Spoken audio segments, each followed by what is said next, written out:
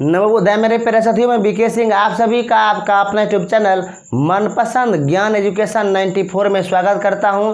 मेरे प्यारे साथियों, हम लोग कक्षा 10वीं का वास्तविक संख्या, जिसको आप क्या कहते हैं रियल नंबर्स बोलते हैं, इसका हम लोग अध्ययन करेंगे, जो आपके एनसीईआरटी में पहला चैप्टर है। तो इसमें जो है कुछ महत्वपूर्ण जो टॉपिक है जिसको आपको जानना जरूरी है, जैसे परिमेय संख्या क्या होता है, अपरिमेय संख्या क्या होता है। तो मैंने उस बातों को पहले लिखा है ताकि आप कम समय में अधिक जानकारी प्राप्त करेंगे।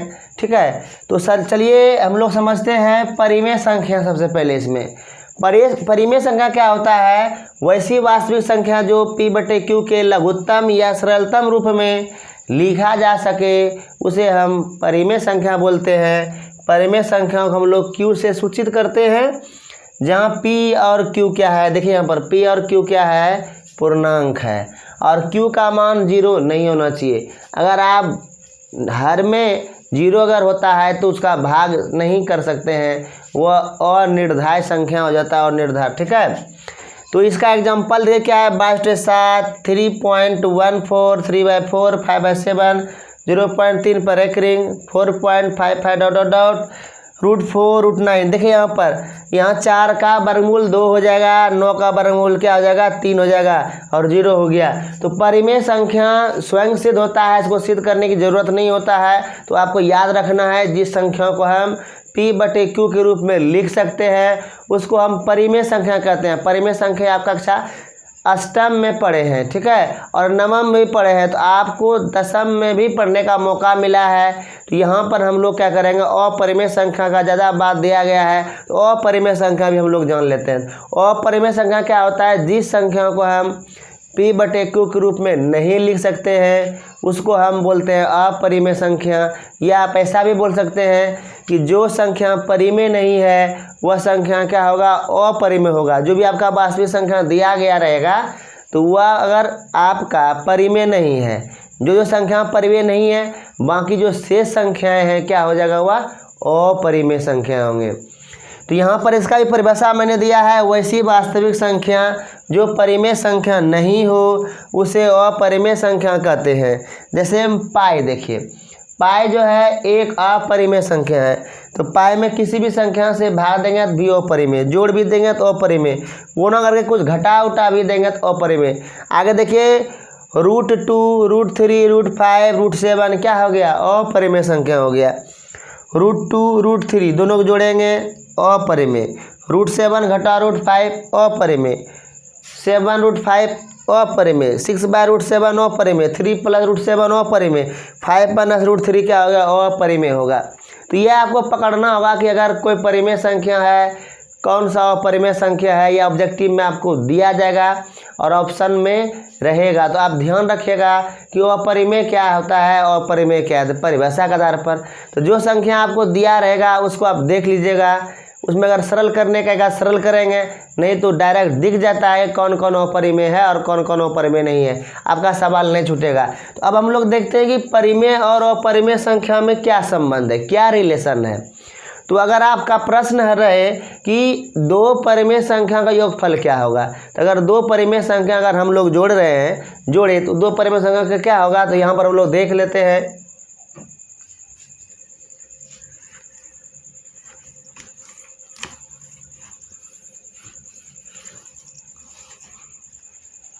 देखिए यहाँ का दो परिमेय संख्या योगफल क्या होता है, परिमेय। मान लिया दो परिमेय है, 3 भी परिमेय है, जोड़िएगा तो 5 क्या होगा, परिमेय।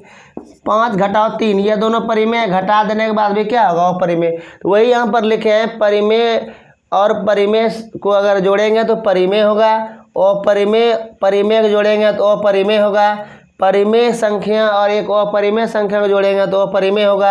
अगर दोनों संख्या अपरिमेय अगर उसको हम जोड़ देते हैं तो आपका क्या होगा, अपरिमेय होगा। यही जस्ट आपका घटाव में होगा, परिमेय घटाव परिमेय, परिमेय अपरिमेय घटाव परिमेय, परिमेय अपरिमेय घटाव अपरिमेय, अपरिमेय परिमेय घटाव अपरिमेय बराबर अपरिमेय।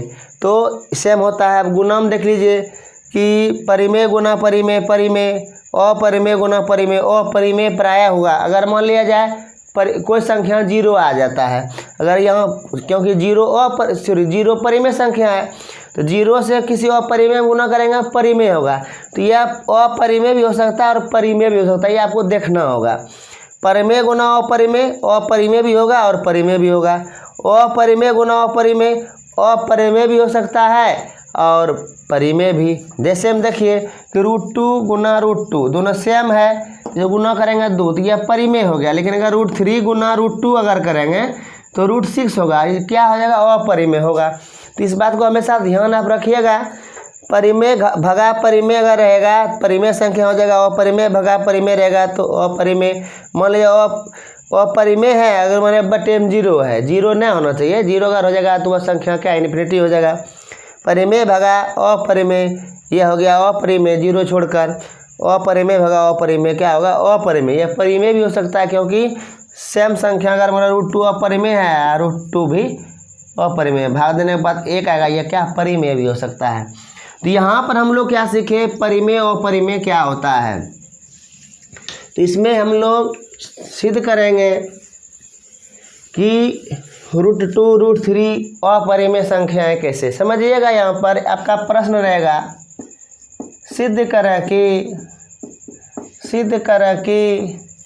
√2 एक अपरिमेय संख्या है। यह प्रश्न परीक्षा में आता है, आएगा निश्चित रूप से।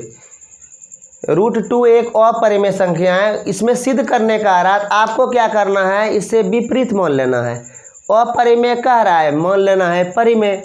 तो चलते हम लोग सॉल्यूशन में, हल लिख देते हैं। यदि संभव हो तो मान लें कि √2 एक परिमेय संख्या है। √2 क्या है, परिमेय संख्या है। तो √2 जब परिमेय संख्या है तो समझना होगा कि परिमेय कहता किसको है। मैंने आपको बता दिया कि P/Q। तो यहाँ पर √2 क्या आप माने, P/Q। तो यहाँ पे कंडीशन मान लेते हैं, जहाँ P और Q में कोई उभयनिष्ठ गुणनखंड नहीं है। यानी P/Q जो है पूरा सरलतम रूप है, लघुत्तम रूप है। P/Q में कुछ भी गुना के रूप में नहीं है, सिर्फ एक उभयनिष्ठ हो सकता है, एक सभ्यम गुणनफल रूप में रहता है। अब इस √2 हटाने के लिए क्या करिएगा, दोनों तरफ वर्ग कर देते हैं। दोनों तरफ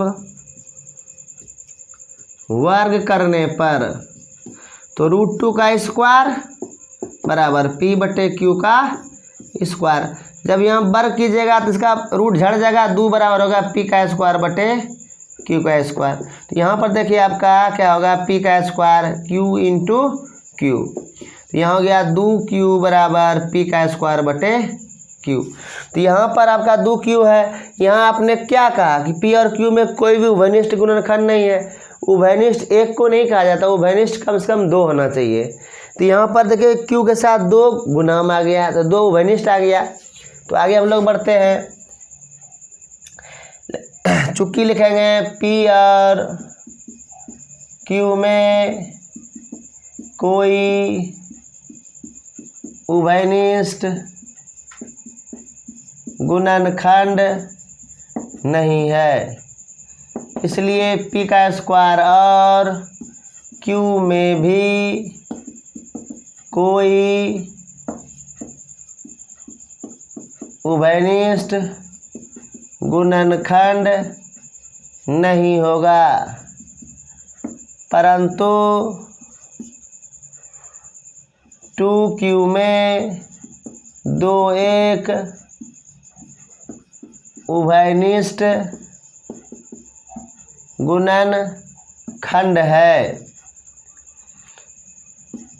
अतः हमारी मान्यता गलत हुई, इसलिए √2 एक अपरिमेय संख्या है। समझिएगा यहाँ पर क्या कह रहा है कि सिद्ध करें कि √2 एक अपरिमेय संख्या है। इसको आप कैसे सिद्ध करेंगे, सबसे पहले आप लिखिए यदि संभव, यहाँ का रहा अपरिमेय तो इसको मान लेंगे परिमेय।